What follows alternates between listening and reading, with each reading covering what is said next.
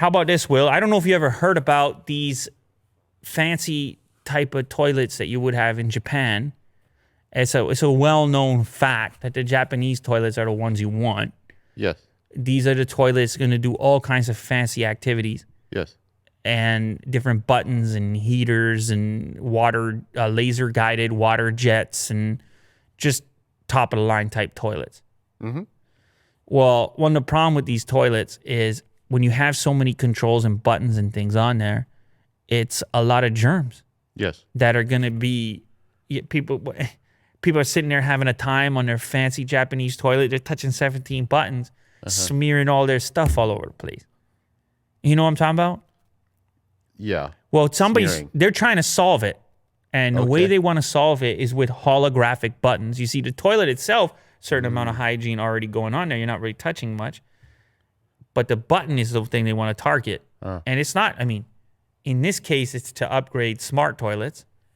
But it has implications in other industries because no one wants to touch anything right now with the whole COVID. So anyway, these holographic buttons are kind of like a projection, would allow you to tap on a variety of features on the high-tech toilet without tapping anything. You would just cross a threshold in the holographic section, and it would enable that feature, a button floating in the air, essentially.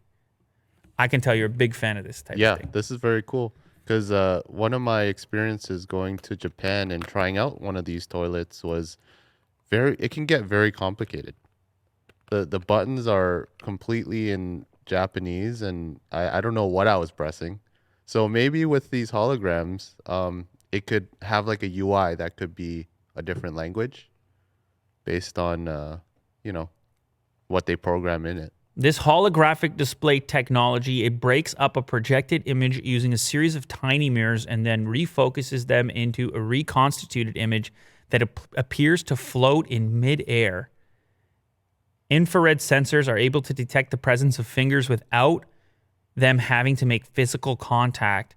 The result is a series of glowing buttons that don't actually exist but still can be activated through touching them. So never mind just toilets. If they knock this out of the park, it's all kinds of interfaces. Because if you think about it, Will, even if you go, to the convenience store, to the gas station, maybe you don't have tap at a certain place and you have to hit buttons, or I guess at the gas station you have to select at least which gas you're going to get. Sure. Even if you have tap. Yeah. But that could be a hologram too. Yeah, that's what I'm saying. I'm just giving you different places in which kiosks that you have to use to navigate, amusement parks. Yeah. I'm just putting all the holographic buttons all over the world. Yes. It's a really neat idea. And this company can figure out how to sell it to you.